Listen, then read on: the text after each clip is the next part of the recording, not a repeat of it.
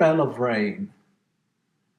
Tonight I listen to the rain rushing through the trees, looping down the windows, breathing in delight.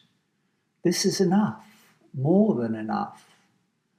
I don't need the sights of another war assaulting my eyes. There is time enough to mourn the ignorance and terror of men.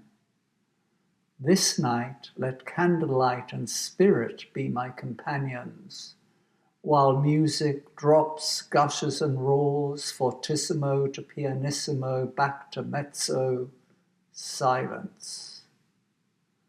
Merciful storm raging through the land, wash away the suffering, strike earth and sky, healing our rifts, clap away our fears, quench our thirst for peace.